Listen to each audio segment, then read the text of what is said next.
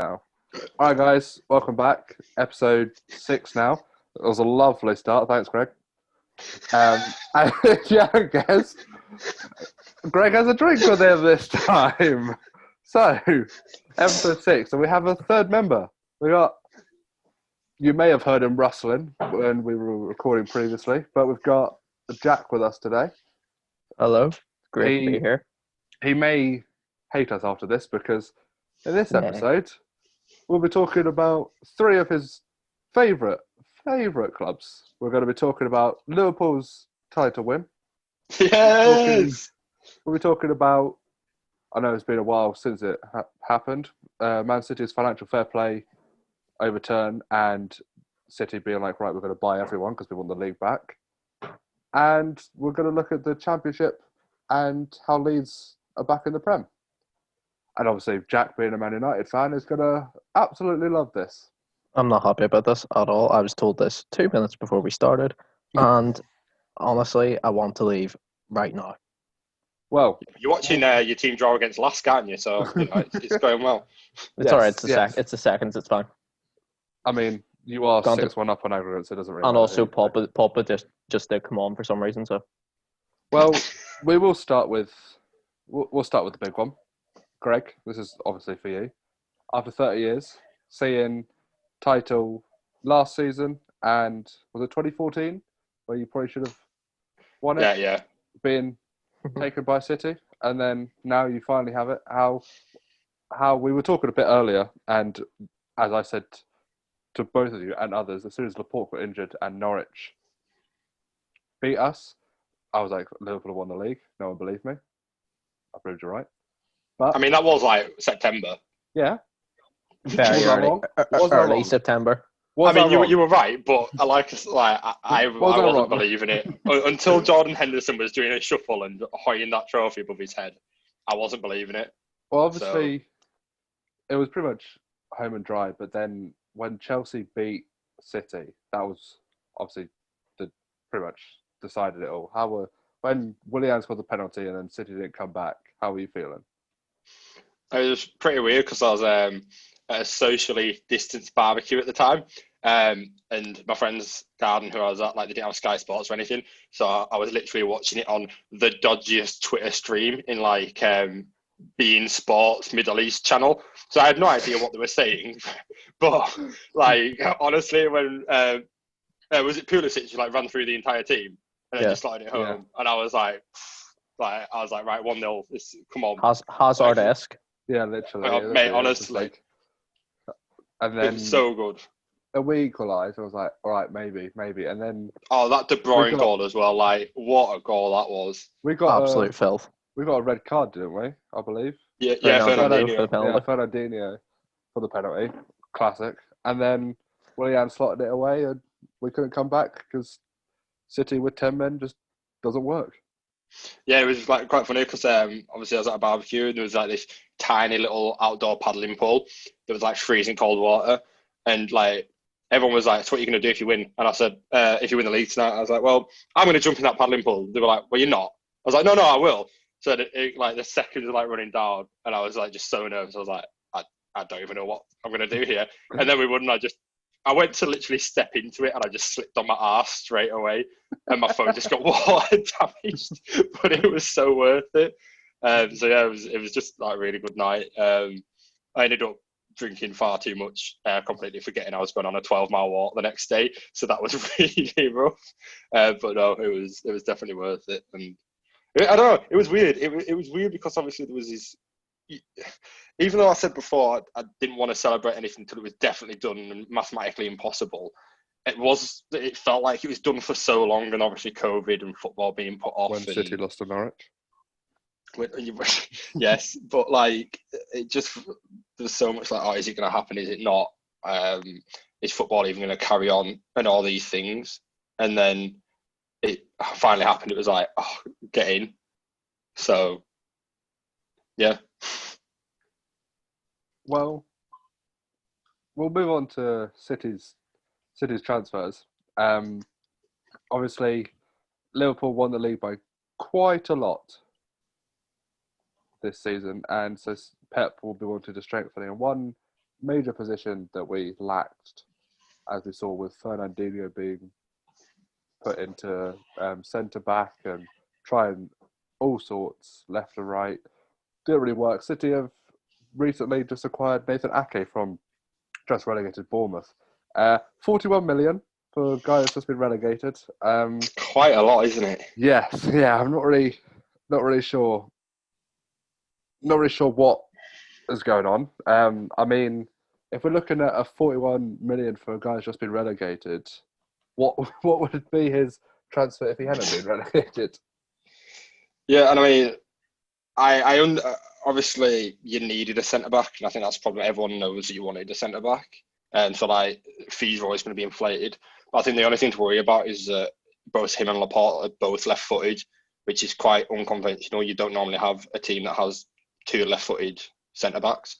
It's normally you've got one that plays right-footed, one that's left-footed, or they're both right-footed. So it'll be interesting to see like if they play together how well they do. Yes.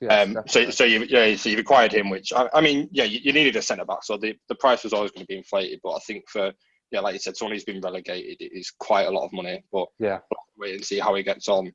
But I mean, we'll say that he's 25, isn't he? He's still only 25. Yeah. Young Dutch centre back. He's an international. So and he can play left back, and I think that may have been one of the reasons why we were so keen and would play the money, because obviously Zinchenko used to be an attacking midfielder and suddenly turned to a left back. Angelino's on loan at Leipzig, may come back. We don't really know because Leipzig been doing. Yeah, but he's not good enough for City, though, is he? Yeah, and then Benjamin Mendy is our Instagram user. So hashtag Shark Team. we weren't Shark Team this season, that's for sure. we may. It would be disappointing if we bought Ake and we played him left back, but we may. I mean, from watching your more recent games, I think that Pep's been playing Cancelo, hasn't he, on that side? And he's actually been doing quite well at left back, and he's been playing Walker at right back, which I can see why he's done that, because you've got, like we said, Mendy, he's just not good enough, I don't think, for City. I know you paid a lot of money for him, but he's not. Yeah. And then, like you said, Zinchenko's been played out of position. So, yeah, we'll just have to see how it goes. But you've also signed Ferran Torres, which I'll be honest, I don't know much about him at all. I don't really know much about him either. I heard that the transfer was coming and I saw the amount and I was a bit confused because I hadn't really heard that much about him, but saw some videos and some stats about him. He looks decent. He apparently is supposed to be a long-term replacement for Sane, but they're not that. They're not. They're not that. They're not. Yeah. What? They're not that different in age, and Sane's a lot more accomplished. So and he's world class. Yeah. Whereas Torres, He's about the fourth best Torres I've ever heard of. And then on Sky Sports app, they said that if it's still there, let me see. Torres is City's best business of the 21st century. Pep will disagree with that because Pep said his best ever signing was Gundogan. Yeah, they got Kevin De Bruyne for 50 million. Yeah. I don't think. No, they got Sergio Aguero for 30. I mean, company for 8? Yeah, there's been it was questionable that. Wait, who wrote it? I don't. It's a trending video information on Sky Sports Football Centre app, and it says Torres, City's best business of the 21st century. Right. But yeah. Well, we'll have to just see how it goes, I guess. Yeah, but yeah. Like I said, I don't know anything about him at all. This guy won't play. He could either be Nolito or Sane. Yes. That's the seating on the floor. There is a great fear that he'll be Jesus Navas, and he'll have 4 games. Jesus. He'll have 4 games where he knows how to kick the ball, and then the rest he just falls over. To be fair, he's probably better than Mo Salah, but you know. I mean, it's not. My personal opinions on Mo Salah aside. We're not getting. But you don't rate Mo Salah. He is the most overrated player I've ever seen. Oh my Oh, no, God! oh, Right, no, why oh, have we no, invited him oh, onto no, this oh, no, podcast oh, for right, this? right. How is he overrated? No. Okay. How? Nah, I'm nah, just nah, gonna nah, sit nah, right. nah. How? No, Right. no, Tell me. Right. Okay. Ah. We will move on. Right. Because It's this happening. is First- another first time- controversial opinion I have about this year's Liverpool team. First time when we haven't done a club dive, and the guests are just throwing it left, right, and centre. Nah. I can't be. How is he overrated? All right, go on. Like goal to game record. His goal to game record is unbelievable. He scored the most goals in a single Premier League season ever. He's absolutely phenomenal. I don't understand how you could say he's overrated. I don't want to hear the other controversial thing of the Liverpool team this season. I do want to hear it, and then we will move on before we go off on a tangent. Okay, on that point you made about Mo Salah, right? All of his goals are scrappy. They're all tap-ins. This is not a quality man. Like, look at him. Look at him when given time on the ball. Right, he misses a lot of chances. Right. Oh, right. Don't get me wrong. He misses a hell of a lot of chances. It's the same criticism I have for Raheem starting, but I think Raheem would score more goals in that Liverpool team than Mo Salah has. No chance. Absolutely no chance. No way. I also don't believe that your team this season and what you've accomplished is top 5 in Premier League history. Oh, I have no problem with that.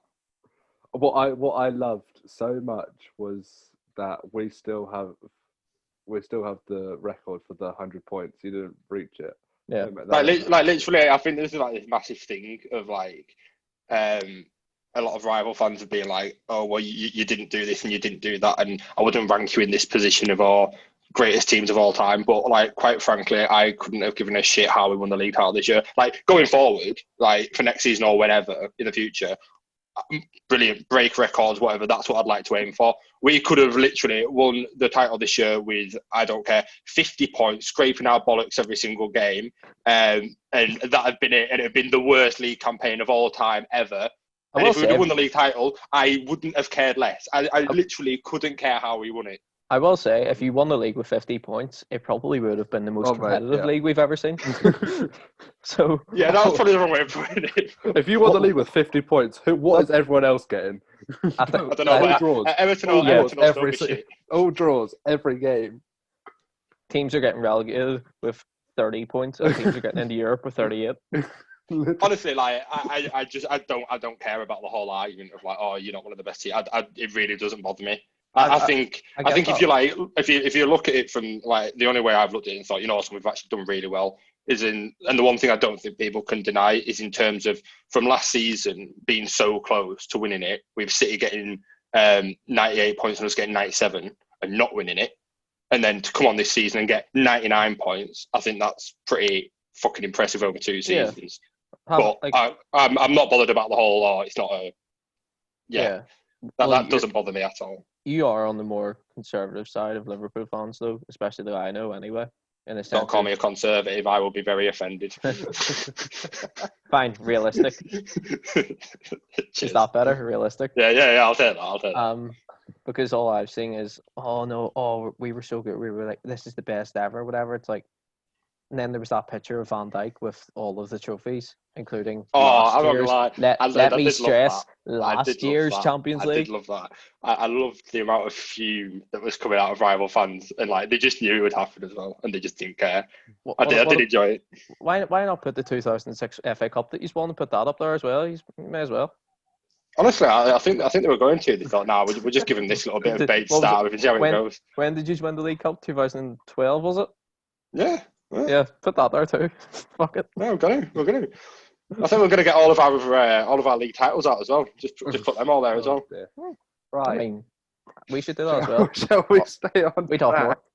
No, United should put all of their trophies out from the last few years, and just fuck all. To be honest, I think you have literally within the last 5 years. I think you have actually only won one more trophy than us. We've actually still won trophies somehow. Europa League. I mean, at least we actually got the Europa League final and won it, unlike a certain team.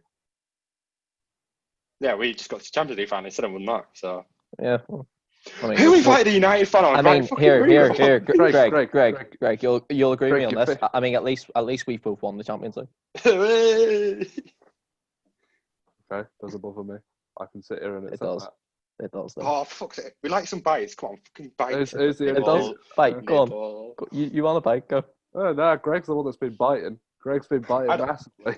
I don't Right. bite. Greg, you've been biting for the last 5 minutes. Everything Jack said, you've just your jaw just opened and you've just clumped onto it. Right. Second, We'll put it I'm out in the actually Mo edit. Salah. I'm Right. putting it out. Talking of transfers, in all honesty, Greg, Liverpool's team, where do you think needs strengthening? Oh, God. I mean, obviously, we've been linked heavily with Thiago, and I'd really like that to go through, but our owners, for whatever reason, are being stingy as fuck, even though if there's ever been a time we can go out and literally get anyone and should be able to afford anyone. I know COVID's happened, but like we've literally won the league and Champions League in 2 years. Like, we have money. So I don't see any asking price being stupid. So I don't see why we can't get Thiago 30 million. Yes, he's like, well, people say on the older side. He's not even in the older side. He's literally He's 28. He's literally in his 29. prime. Yeah. 29, yeah, but people are like saying, "Oh, he's too old, whatever." Like, he's literally in the prime of his career. I think that's like bollocks. We got rid of like Adam Lallana, and there'll be other people going. So like, I'd say get him in. Today we've been linked with Jamal Lewis from Norwich, and as everyone knows, we love a good old we love a relegated team bargain like Robertson, Shaqiri, Wijnaldum. So I think we were like looking at him. It got like reported today, and we're more towards the 10 million, 12 million mark. I think Norwich wanting 20. So we'll see how that goes. But yeah, I'd like to get another backup fullback. So that's like fullbacks like sorted. You've got Trent Robertson, Jamal Lewis. I think you So think a that would be striker. sorted. And yeah, that's the other position I was going to say. We just need someone top quality that can play Do you kind think of just you anywhere need in the top three. Yeah. Because the gap between our like top three of Salah, Mane, and Firmino to then Origi, I'm sorry, what? Shaqiri Sorry, shut up. is just like Excuse me. massive. Who got you to the Champions League final? Right, no, don't get me wrong. Was Don't it, get me wrong. Was it Firmino? No. Was it Salah? No. Was it No, Mane? I'm saying No. It was Origi. no. That's not the point. Like, don't Yes, get me it wrong. is. He scored some Origi unbelievably should have vital a statue. goals. No, he should. But like, he scored some And he scored unbelievably in the vital final. goals. Scored in the final. But I get that. But I'm just saying he's not good enough to be starting and Yes, off he the is. Better than bench. Firmino. Like, Better than shut Firmino. up, Wade. You asked me for a transfer thing. Did Firmino score against Oh my Barcelona? God. In the I No, mean, he wasn't playing. I mean, Yeah, exactly. Firmino was outscored by a child this year who was playing right wing for United. So, is he really world class? Hi, Greg. Can we have your transfer rooms for Liverpool? Yeah, of course you can, Yeah, guys. but then You'll love you're it. talking this No, we're just nonsense. suggesting that you're saying you need a striker in the middle You've of your got front Origi. three to Origi. I think you need someone to become part of that front three as a natural number 9 goal scorer, because I think you would have probably won more than one trophy this year and probably beat the points total had you had a striker score more than 8 Premier League goals and 9 in all comps. I think that's a problem though when you look at it. I think with how our team plays though, you literally our entire midfield three is just an engine room, like just running up and down the pitch. Like they've got so much like energy within the entire game, winning the ball, recycling it. You've got our fullbacks and how they play, whipping balls and getting assists. That's where all of our assists come from. And I don't think people understand how actually crucial Firmino is to how we play.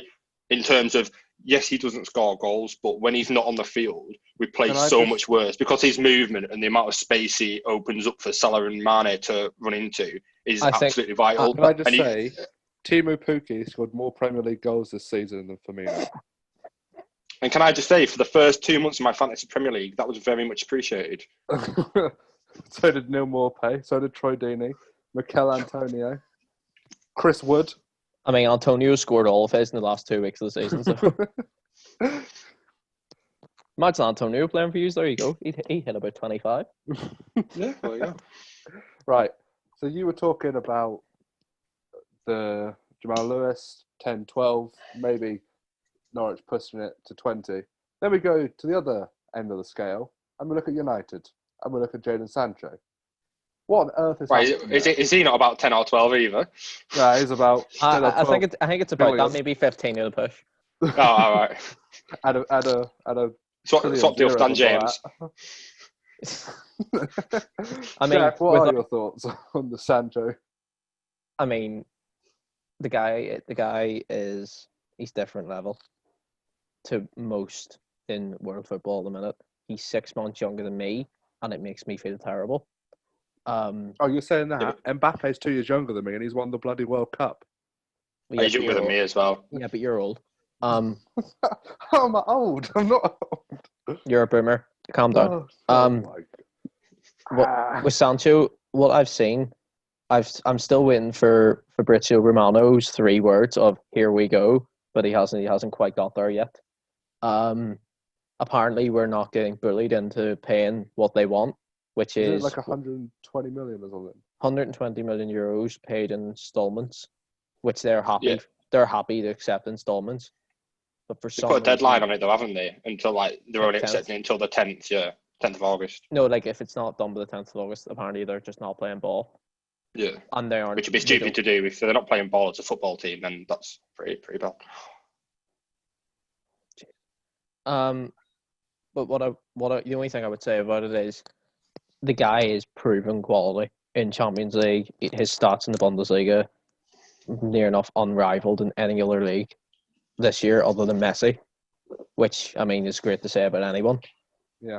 Just like I'm of the opinion, yes, we're in the COVID time and all that there, but just pay the money because you'll get it back in rewards from. Because this is what I don't understand about like owners of football clubs, and this is just like off a little tangent, but like you can spend money and that will make you money. Like if you spend the money correctly, you'll make it back in the stuff you win. True. So like it's worth it, and you're gonna have him for what 10 years probably. If you got So- him, what would what would it look like In what sense? next season? The lineup, because obviously he's most likely to be one of the first names, along with probably Rashford and Bruno Fernandes. Yeah, well he'll play on the right, and he'll take the 7 that Alexis has just vacated because he's just left for Inter Milan on a free. And that's another thing. We've saved 60 million in his wages for the next 2 years. All I'm saying is you're downgrading on that number 7 shirt, in my opinion. Oh dear. I mean, we've downgraded on that number 7 since about 2009. So All right, Memphis Depay, but give it a good shot, right? and Angel Di Maria and Michael I Owen, forgot about him. Valencia, the one season he had it. But no, like I mean, and Mason will get moved to the bench, but Mason will be the first in any position up front for any injuries or any rotation. So would it front 3 of Martial, Rashford, Sancho? Is that what you think? I like it, especially with Mason off the bench. I think that he'll probably just become what I used to say about Olivier Giroud as the best backup striker and maybe in the world. Oh, so you have forgot about Origi already. I see how it is. Origi's not backup. He's prime time. Origi should be starting for you. Origi, We've already discussed this. I'll let you off then. But Firmino's not a striker. He's a 10. He's a 10 playing up front. Right. Here's one thing I did want to ask. Let's go down completely the other end of the field. David De Gea.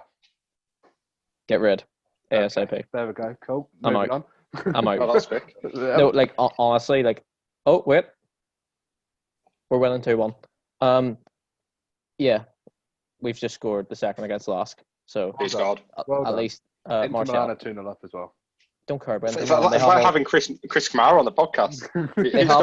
They have all of our rejects. It's fine. But in terms of De Gea, look, there have been too many errors. I don't care about second in Europe in clean sheets this season. I don't care. Half of those are Romero's anyway. I don't care about he'll make an error, but he'll make up for it with a save. No, most of the saves he makes up for it with are saves he should be making anyway. And usually you're already winning the game by we're loads, winning or anyway. you've lost the game. Like for instance, the Everton away game and the home game, both 1-1 draws. Both of their goals in those games straight from De Gea errors. Mm. So I don't know. Like Who would Dean you Henderson, replace him? Would you bring Henderson back? Yeah. It's the obvious choice. Romero seems happy to sit at number 2. Yeah. Because he's still getting caps for Argentina. Now, granted, with Martinez of Arsenal playing the way he is, I don't know if that will continue, especially if Romero's not getting football. But, like, for me, Henderson has proved it this year. To me, he should be the England number 1.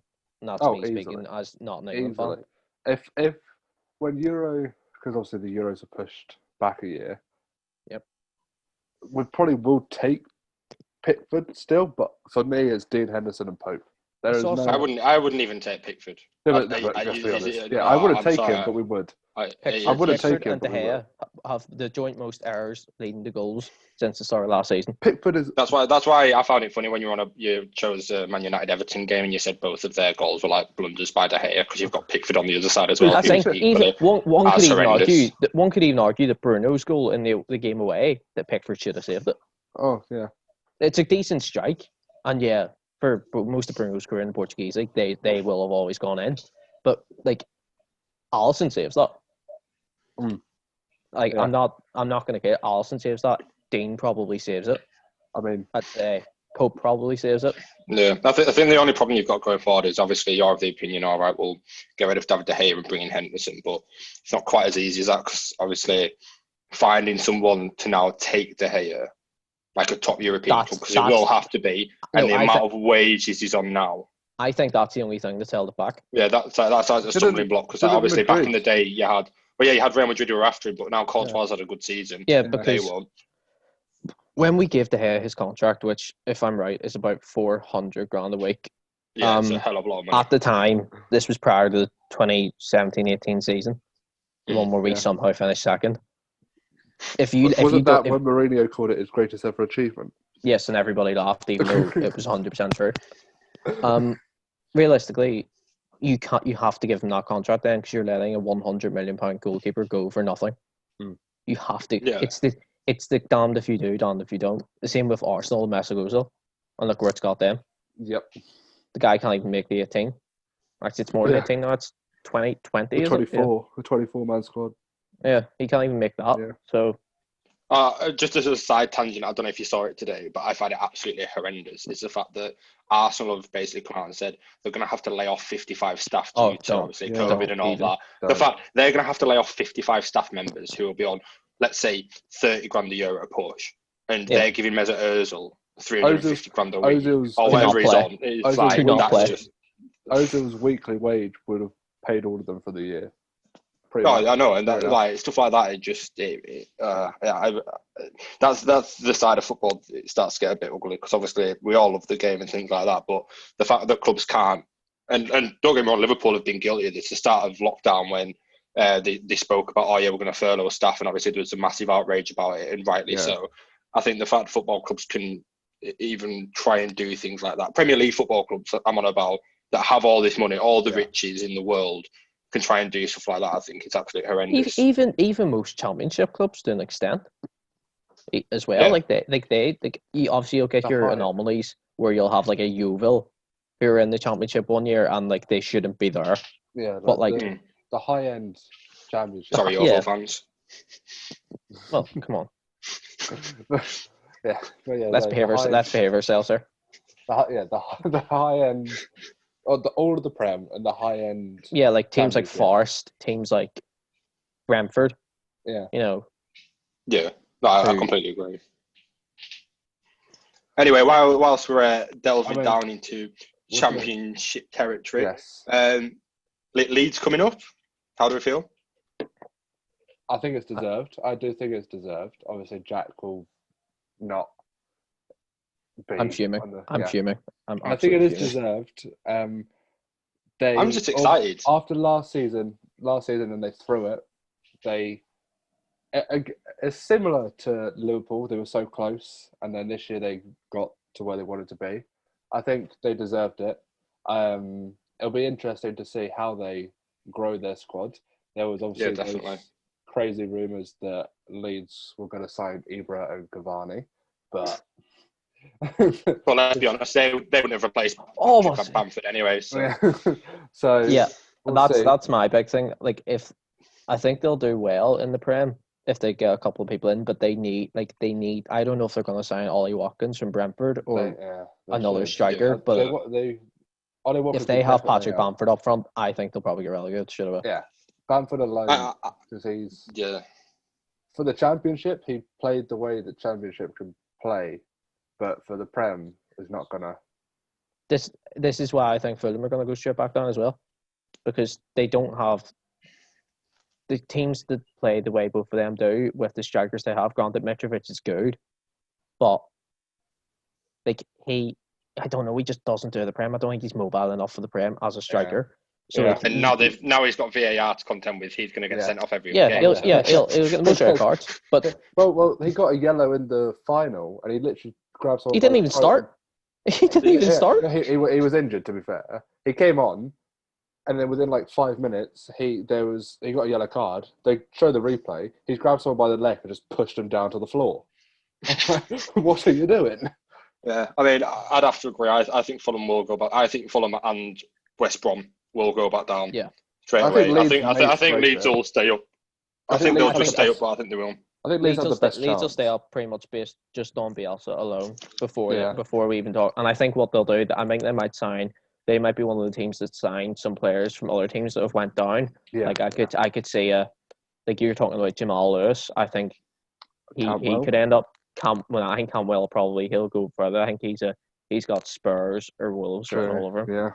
Yeah. Or Leicester. Leicester actually I think he might follow Madison. Buendia, good player. Norwich at the foot obviously it was August and there was the hype of Norwich coming up and they played very, very well. But Norwich did have some players who on occasion did show up and were Premier League quality. It was just everyone around them. My issue with Norwich was always they've never come up and stayed up. They've always went straight back down. Yeah. I think the thing is they kind of knew that was going to happen like again. So they didn't like you have to. It's weird. I spoke to my dad about it last night. It's strange how there's not really a good way of coming up from the Championship. Because you look at a team like Villa who spent over 100 million and they only just scraped staying up. You look at a team like Sheffield United who barely spent anything and did amazing. And then you've got Norwich who kind of didn't do much, but they just get relegated. There's no like clear formula of how. I think it's more. Well, you need to have a few different things. I think obviously recruitment needs to be right in the way it does with every club, but especially if you're coming up to the Premier League. And I'll use Norwich as an example. They have a lot of young players. Like and the only really Premier League experienced man in there was Tim Krul, and he was the only reason they weren't. He was the only reason they weren't relegated by Boxing Day. Yeah. So, like, if they had probably put some more Premier League experience in with that youth and helped, keep that up, I think that probably would have worked in terms of like Sheffield United. And another thing I would say it's more that's more of a mentality thing because Chris Wilder, like they'll win 2-0 and they'll just say, "Yeah, we weren't good." Like that's someone that always expects more, and knows that they can do more and will push them to do more. So it's an interesting one, and then, like with Fulham, I don't think Scott Parker is ready to be able to. I don't think he's had enough experience to be able to manage a relegation dogfight, which is what they're going to be in. Yeah, 100%. Because this team is not as good as the one that came up last time. No, and I think the problem he's had, obviously, he did really well to get them promoted and through the playoffs, but he was almost like, with the squad he had, even though he'd just been relegated, they were almost a big fish in a small pond. Whereas like now they're coming into somewhere they're going to be the small fish in the big pond. Their previous manager said that they're in a better position now than when they went up last time, when he was in charge. Well, again, it's one of them, innit? Yeah. I mean, he mustn't be looking at a new job anytime soon then, because you don't say stuff like that.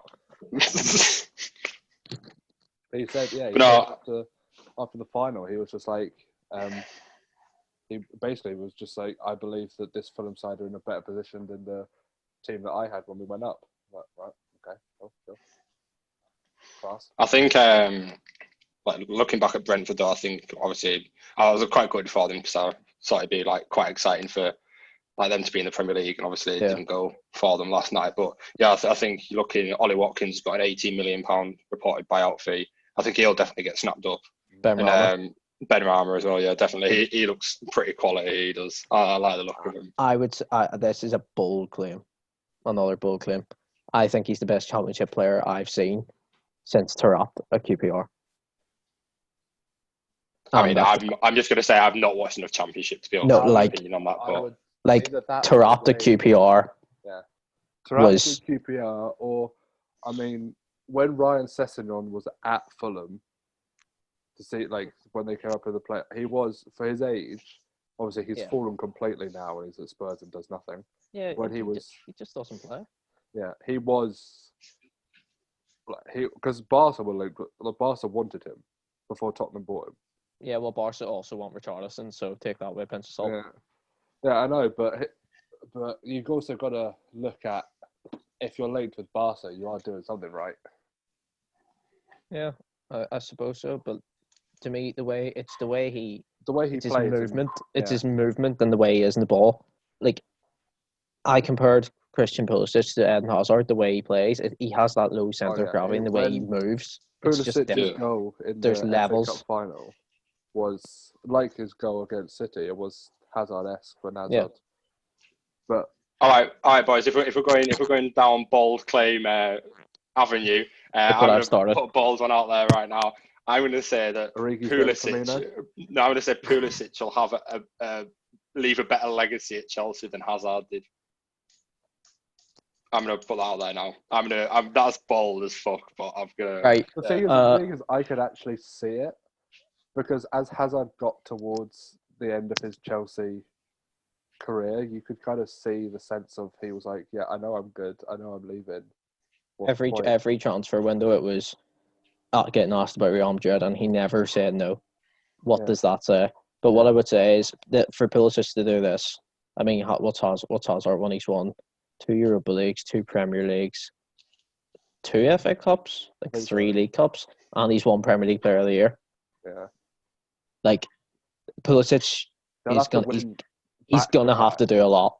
They have to win like back-to-back Prems. That's why I said it's a bold statement, boys. Back-to-back Prems and have like the golden boot as well. And for Chelsea to win the league, they'll have to beat the best Liverpool team that there's been in the Premier League era. They'll have to beat the best City team that there's been in the Premier League era. Well, actually, no, ever. They'll have United possibly coming back. That are building. And Arsenal who are building with. Yeah, I mean, Arsenal are improving, but they're not there yet. Spurs on the Mourinho, we don't know. You've got teams like Wolves and Leicester who are pushing. You say Arsenal aren't there yet. Arsenal literally just beat Chelsea, so there's already there. But I wouldn't read too much into that. I mean, Chelsea had like 4 players go off an injury. Kovacic's got a really dodgy looking red card. Yeah. And I mean, that's a 1-game cup final. Wigan beat City in a cup final in the same year they got relegated. So, cup finals I don't read too much into. It's a bold statement, but I can see how you got there. I can see how you got there. But I'm going to throw another one out there at the moment whilst I'm on this little roll. It's going to be my last one for the evening, but I'm going to shoot my shot. Bournemouth, who just got relegated to the Championship, are going to do a Sunderland and face back-to-back relegations. I don't think that's bold claim. And I back it. And I've got, in fact, I don't think it is bold. I've got facts to back this up. Their club is going to get, well, I mean, City paid, but their club is going to get stripped apart. In the Premier League, they had the highest wage turnover to wage percentage in the Premier League. I think it was 88% of their revenue got put onto their player wages. So obviously they're going to be losing a hell of a lot of that from the TV deal. Obviously they've just got 40 million from Ake, we know that, but I think there's going to be a lot of players leaving. They've lost a manager who's been at the club for a hell of a long time. I honestly think that's it. I think they will get relegated again. Fraser's leaving for nothing. Fraser's leaving. They're going to have barely any time to prepare for the next season. Harry Wilson and Brooks should leave. Yeah. Well, Harry Wilson was only on loan. Was he not? I think they bought him. They bought him for like 13 million. I'm pretty sure. Okay, well, he'll leave. Brooks will leave. Yeah. I mean, Callum Wilson. Josh King will probably leave. Josh King. Anyone that was remotely okay or good going into. The thing is, though, for Bournemouth's share of their TV money that they probably would have got, they are, in their transfers, they are probably going to make quite a lot of it back. Yeah. Well, because people will want their players.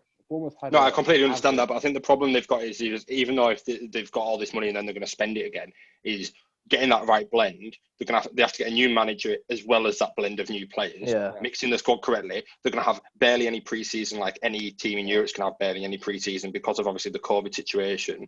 And if they're not going to have much of a preseason, it's going to be hard to hit the ground running. They're going to struggle to find their identity like quickly and how they're going to play as a group. And it's so easy in the Championship to just slip up, lose a load of run of games, and that's just you're knackered. So I am worried for them. I think they'll probably do the worst out of the three that go down. Because I think now average team, but what made them gel so well was Eddie Howe. I really think with those sets of players, if you put any other manager, it wouldn't work.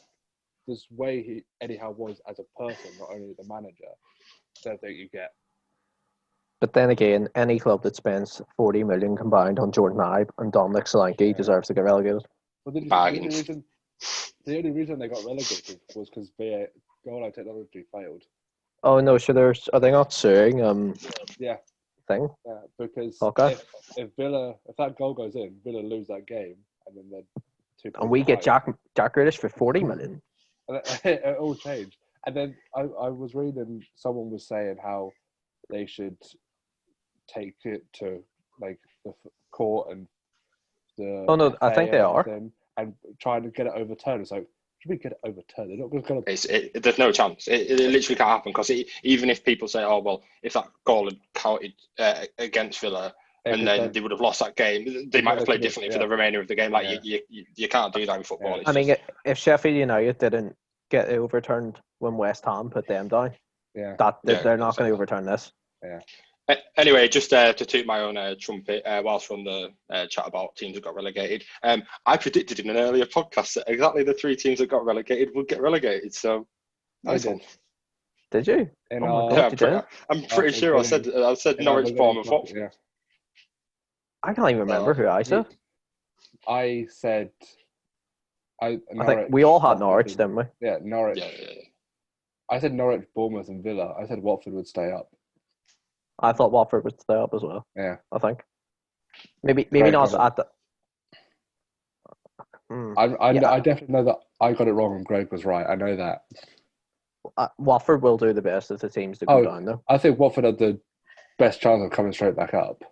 See, I actually quite fancy, as boring as it is, I fancy Norwich to just bounce back straight away. No, because I think their team will just get lynched. Yeah, I do.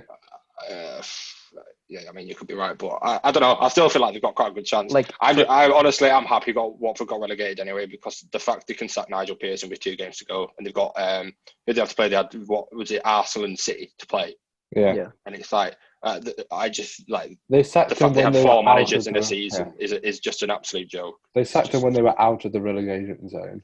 He's the kind of guy that could get. I mean, look, you see it Leicester when they came up. Like, no, but he did amazingly with Watford. When he came into Watford, didn't they have 10 points or something? And he tracked them out of relegation. Yeah, they were like 8 points at the bottom of the league. Yeah, no, it's a joke. I'm really happy that Watford went down, and I don't care if you're a Watford fan. I just like Troy Deeney. I like Troy Deeney. I felt bad for Troy Deeney. I felt really bad for Troy Deeney because you could see he puts everything into every game. Because it's not just like, oh, I know I'm good at football and playing football. It's like he's one of the players where you're like, this is your livelihood. If he didn't have this, he'd still be in jail. Yeah. Yeah. So.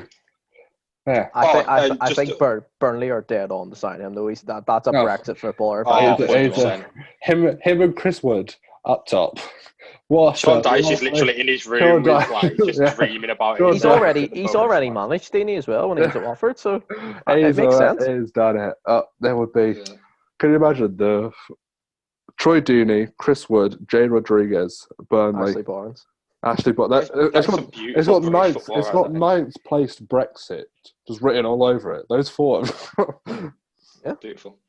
Whilst we're on the topic of players moving, I didn't know how else to phrase that, but transitions. There's a good one for you. Yeah, transition. This is one of the most. It was all right. I think this is one of the most scuffed podcasts we've done since the beginning. No, it's class. Yes, because I'm here and I'm messing the whole thing up.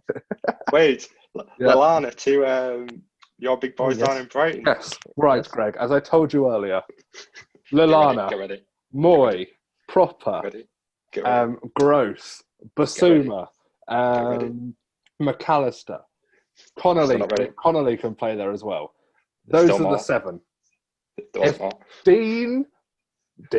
Dale bloody Stevens If he is on the team sheet ahead of any of those 7, then Potter has been taking something. There is no way that that man is a Premier League professional. I'm sorry. I mean, you also signed the man from Ajax as well, Yeah, who can no, play in midfield. Veltman. there we go. Veltman plays in midfield as well. But you could not have signed Adam Lallana, who's just won the Premier League. Well, But he's got a medal, and he played. I contributed about as much to that Premier League win as Adam Lallana did. I mean, he kept their. Did you score against United? Don't think I so. probably could. Yeah, to be fair, you probably could. At that time, I could. There's so many players that they could. Solomon could push it to the middle. So many players. If Dale Stephens starts a single game, there's even in the 23-man squad. There's got to be something within his contract that says, I must be here. I mean, I did message you after they beat Arsenal and said the reason you did it was because he didn't play. Yeah. Every single time I go to a game or Brighton are on and I watch, I count how many forward passes he's done. Across, I think, like 2 or 3 years that I've watched and just looked at him, the most he's done in one game, forward passes for a midfielder who's meant to open the play, is 9. 9 forward passes. Wade, I'm going to make you a deal right now, right? So if next season, if City, with all of their transfers at the minute, if City don't finish above Liverpool in the league next year, I'm going to buy you a Brighton top with Dale Stephens on the back, and you've got to wear it for every podcast. And out and about in town. I'm not. So if we finish below you, no matter where it is in the league. Yeah. Well, so like even granted it's not going to happen, but even if we win the league, if they come second and you come third, you still have to do it. Yeah, but all right. Basically, yeah. If you don't win the league next year, I'm buying you. I was going to say Wade Stephens, Dale Stephens. That's an even more painful thing. He has my surname. Oh shit! I just realised that. So it's not going to be that bad then. I mean, you'll have to make sure the numbers on it. People just think it's your name. Wait, not only has he got your surname, he's got 3 of the same letters in his first name as you do. I know. It's so close in so many ways. It's He's literally your dad. It's so annoying. But Greg, fine. I will accept that. Yeah. Fine. But if we finish above you... Oh, shit. What's coming now? What do you think is worse? Everton or United top? I know what's worse. I'm not wearing one of them. I refuse. Nah. No, because I'm at least giving you your team shirt. It's just with the player you don't like. Like there is no way. Team, fully. Yeah, but like you're from there. You can get me a Kendall United top if you want.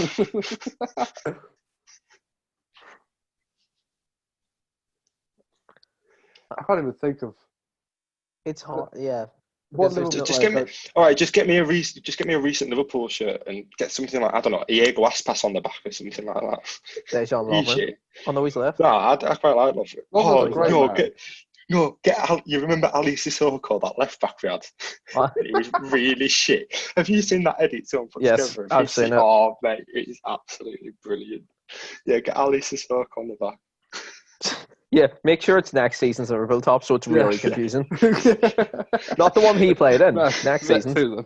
Imagine I'm just walking about and someone's like, "Sorry," I'll be like, "Yeah." One final thing. We did go off a bit of a tangent. This all started from the Jadon Sancho transfer. I forgot about him. Yeah. One final thing I want to talk about. Obviously, we spoke slightly on Arsenal's FA Cup win against Chelsea. What do you think that does for Aubameyang? Because obviously, if they hadn't got that, then I think he was gone straight away. Do you think he's still going? Yeah, no, I think he will stay now. Obviously, it's a tough position for Arsenal to be in because if he does stay, they're going to have to offer him like a shitload of money. He's going to be on like 250, 300k a week, which don't get me wrong, he's a phenomenal. Even more, he's a phenomenal player.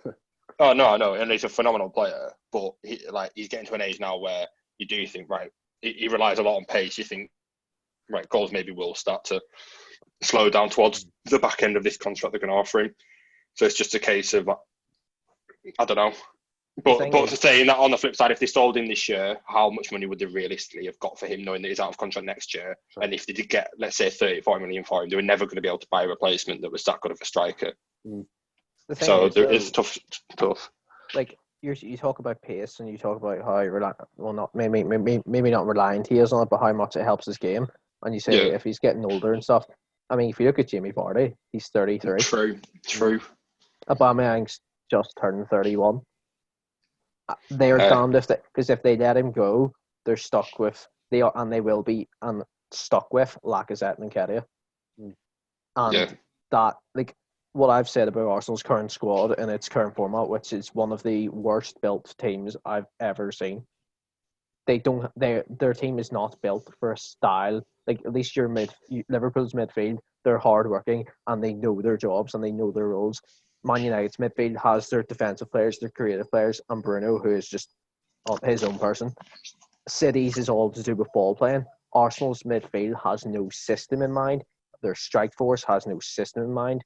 Aubameyang is one of the top 5 strikers in the world playing on the wing. Yeah, I have to say, like, it does frustrate me when I see They him are on the wing. they I'm are just a like, mid-table squad with a hitman out on the wing, not even up front on the wing. Saying that, I just want to say someone that I actually really like that's come out this is, I think Saka's had a very good campaign, and for them to tie him down, I think it's been good business by them. So at one point we were actually linked with him, and I definitely would have taken him at Liverpool for the amount of positions he can play, and he plays in them very well. I think he's a very good young player. Versatile. Yeah. You need those players, especially if they're going to be playing in Europa. If you're playing Thursday, Sunday, you need players that can be versatile. But they just need to make sure they don't run them into the ground. 100%. In all honesty, staying or going, Aubameyang? I think he'll stay. I think he'll stay. But for asinine money, like, and then they're they're fucked after that. No, it's fine. They'll just get rid of another 55 staff members. Oh dear! Oh no! On that note, you've tied that back in lovely, Greg. See, transitions. Stick with me and you'll learn this game. The thing is, on that note, we are going to call it there. So, what a way to end it. Thanks. Thanks, Jack, for joining us. Cheers for coming on, mate. This will be up. Well, in the time of recording this, we just put up our small refresher one. Me and Gray talk about European football. This will be up next week, and then hopefully weekly or fortnightly uploads. And we do have another guest coming on at the end of August, which Jack's fuming. No, I'm not fuming because I'm a weekly guest. I'm weekly. No, I'm the third man. I am the Hulk Hogan. I'm gonna have to change the Twitter handle with Greg Wade and Jack now.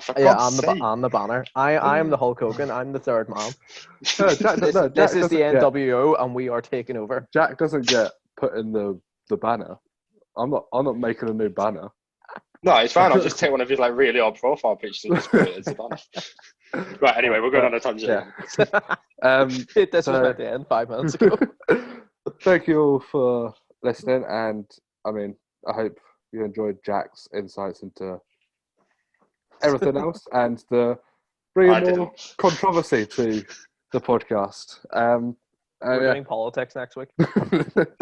Right. Yeah. Greg the Conservative will be talking for 90 minutes. Right. Call me Tory one more time. I'm going to headbutt you. Cheers, guys. Bye. Bye.